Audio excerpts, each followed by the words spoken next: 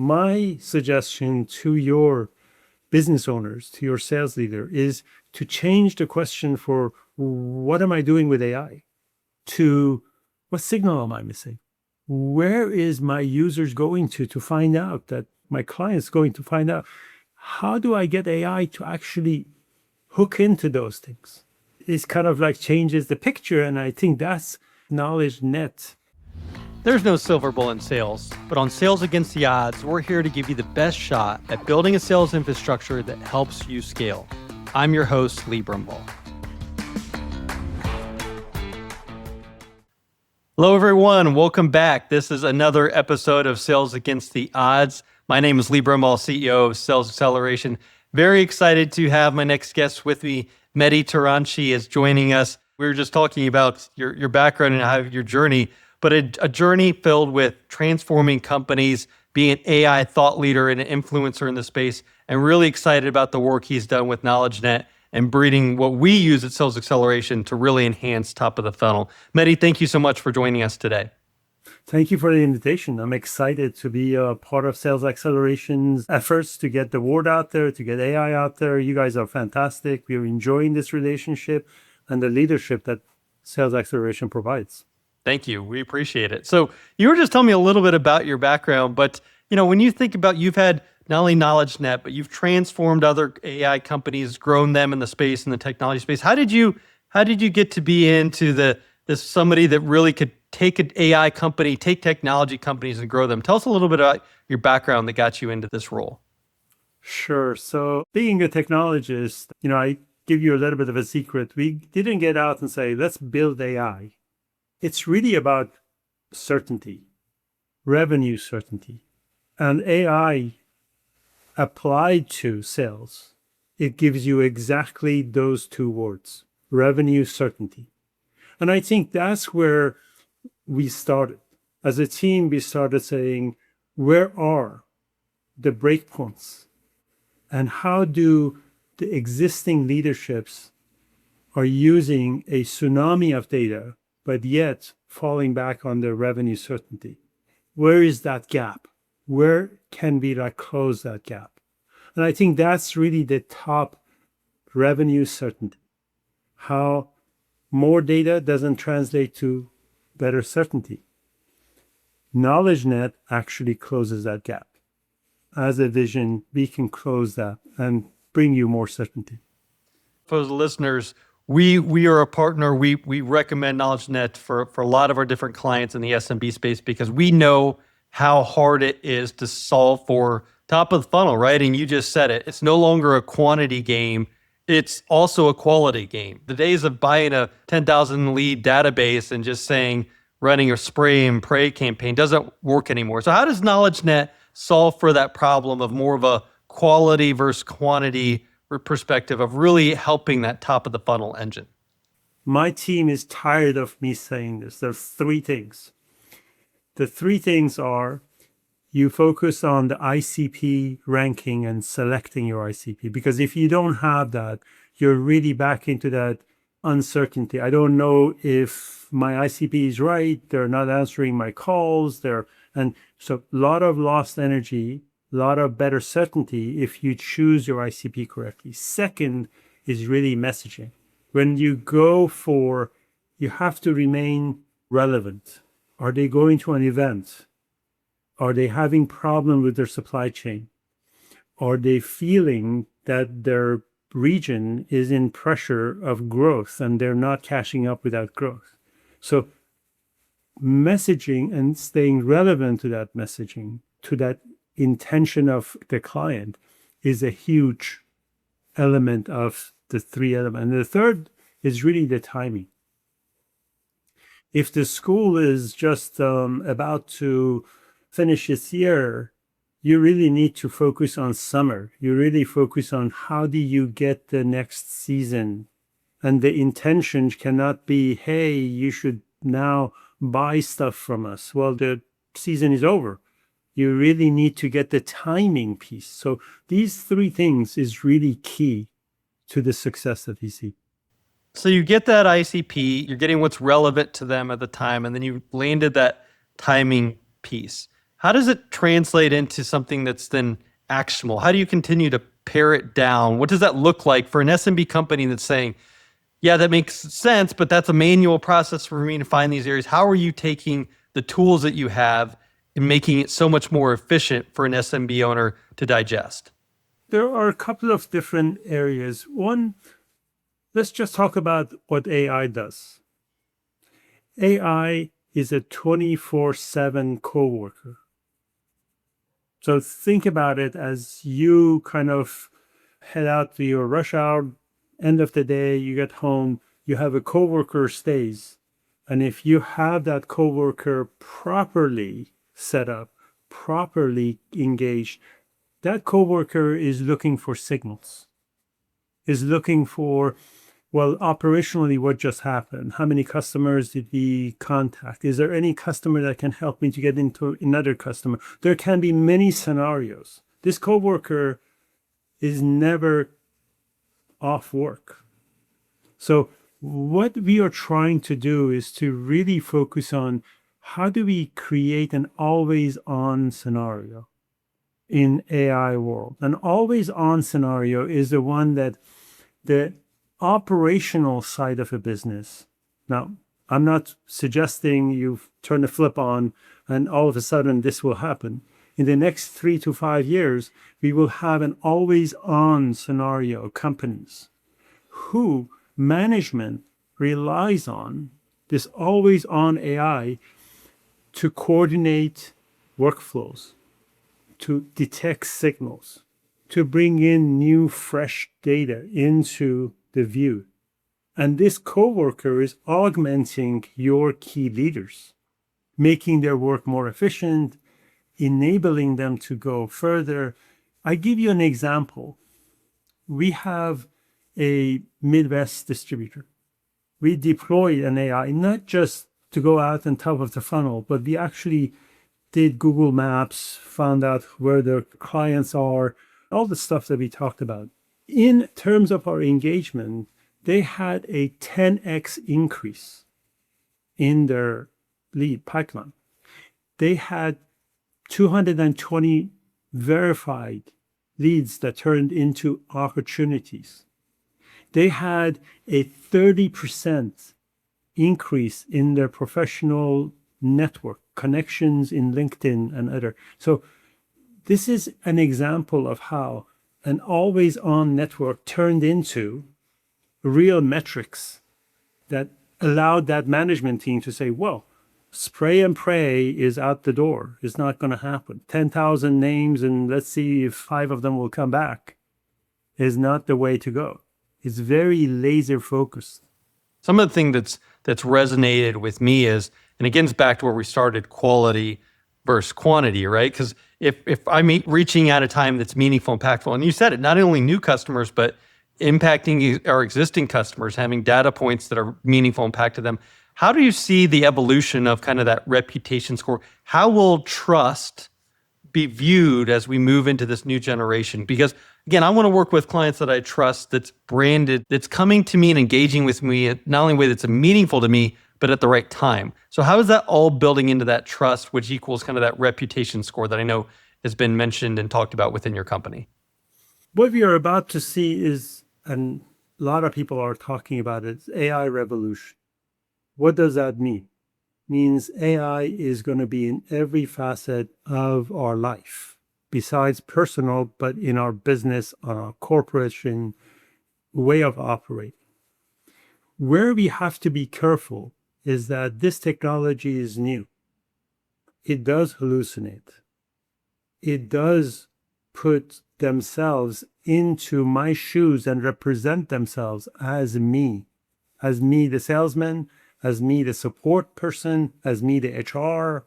Those individuals, their voice is becoming the AI's voice. But if the AI is impacted by hallucination, or if AI is not collecting the right data and not representing the right data, that's my reputation, is not the AI's reputation. This is key.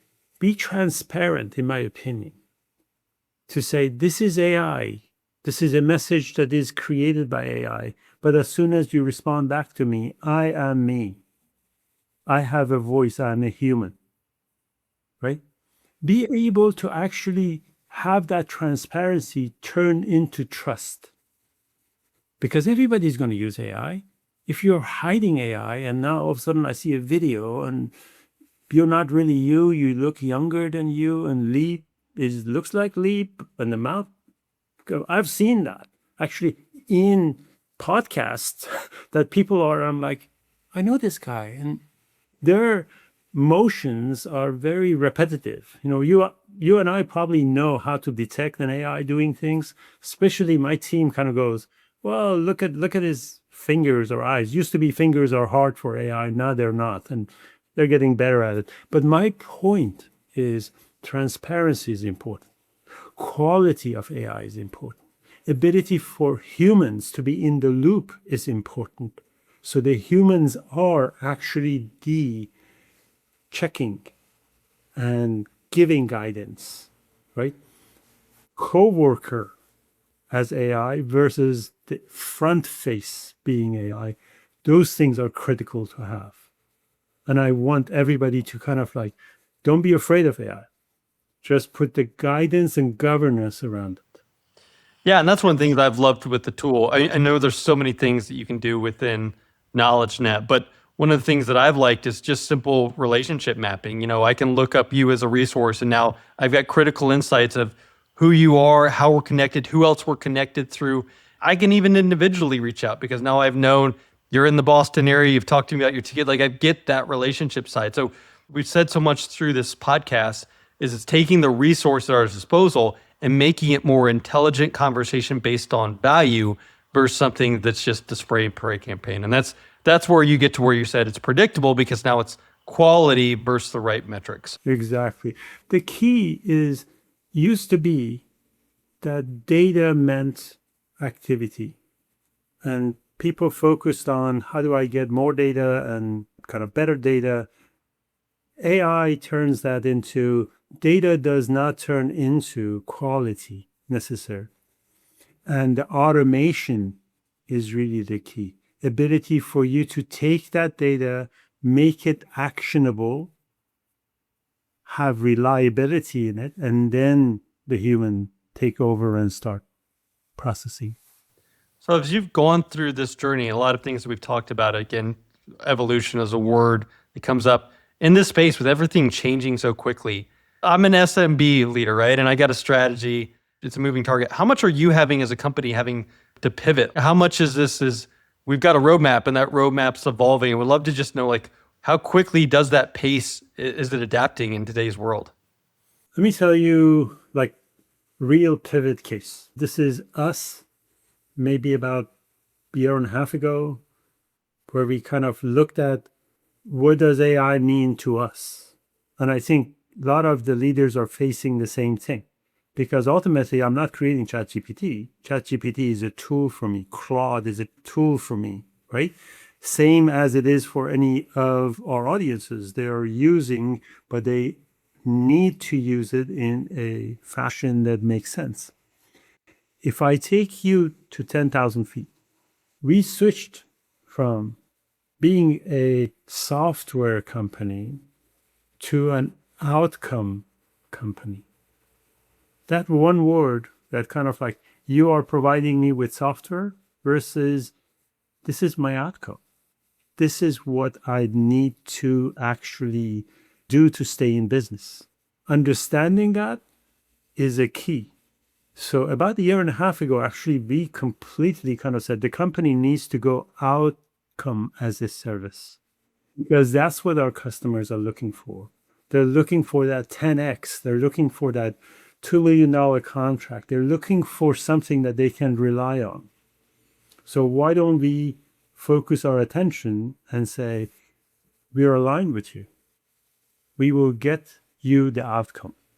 And that could be multiple AI engines and being able to kind of string them together, automate that process and the rest of the work. But we are focused on getting the outcome you need. Most companies don't have the bandwidth to build a high-functioning sales department to allow them to meet their revenue targets. With Sales Xceleration, they don't have to.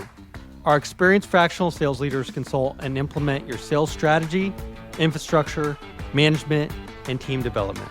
Discover how we deploy these proven sales solutions to address your sales challenges by going to our website and filling out the contact form. We'd love to hear from you. That was the biggest thing. We had Knowledge at our summit where we had the majority of our 225 plus advisors there. And we had real world case studies. And it was fascinating to me to see people come up and give the stories of, this was a $30 million manufacturing company. And here's how we embedded, yes, lead generation, networking, those types of things. But here's how we embedded across the organization. And I do love the fact that you are approaching it. This company can drive this type of outcome if we put agents here and deploy here and have a roadmap and a vision to that. It is a lot different than when I started with KnowledgeNet. It was, here's a simple solution. It really has evolved to be outcomes tied to the company, right? I think it's a powerful shift. Exactly. And that's really a true alignment. And we see this movement in the market as well, which is good to see because we feel we are ahead of the market in getting outcome rather than being a feature or a software or a license to. And the more, I think the market is going to go towards this direction because what's happening, there is a collapse of where the data is and how much work is it necessary to get to the outcome. The AI collapse is coming, which is taking that distance and shutting it down, getting it closer to a outcome based on the AI deployment that you do. So it gets closer to that, and then you deploy human resources to actually make it really your brand, your trust, your way of approaching your customers. And I think that's where our company and many other companies need to go to say, we are aligned with you. We help you to get closer to the outcome. Let's say I'm listening to this today and I'm a $15 million manufacturing company and everybody loves the word outcomes, right? What's that vision for what that outcomes looks like? So if I'm skeptical, right? I'm that $15 million owner and I'm like, oh, that sounds great. How do you roadmap to that? Walk us through kind of what that looks like. The first thing about outcome is really being aligned with your business, defining what are your business plan. How would we try to get the playbook clearly defined in terms of what are the outcomes that you're looking for, but how do we get there?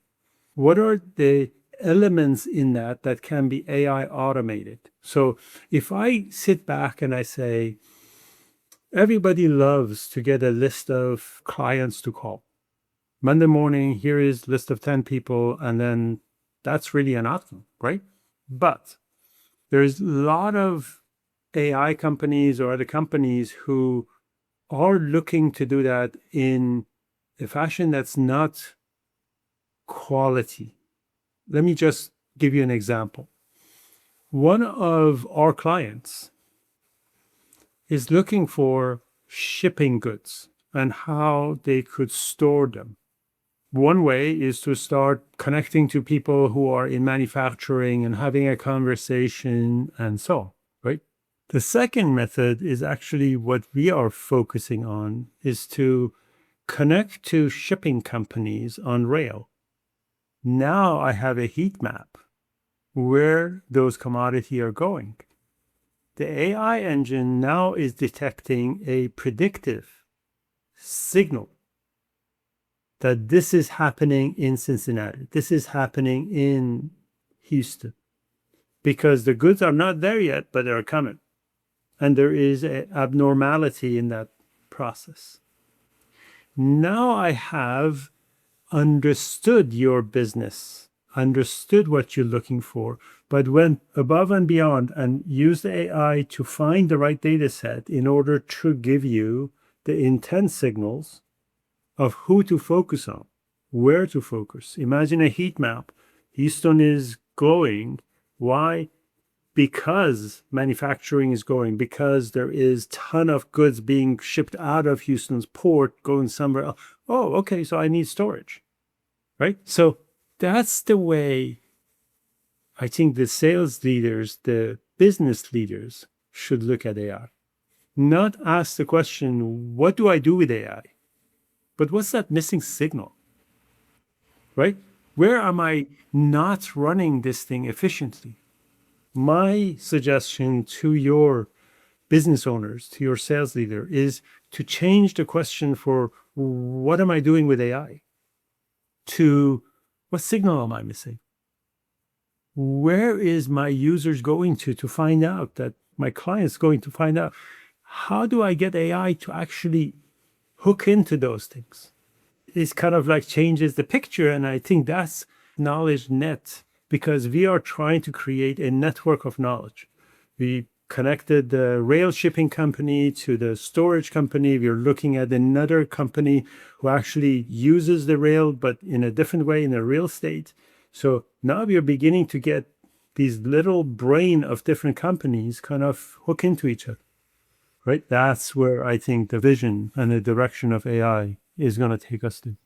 It's almost building its own specific kind of networking groups that are creating value within it. That first initial question is, it's almost like not how AI can help us, it's how do we have a problem that we need to solve and move back into that way. So Right. I love that direction.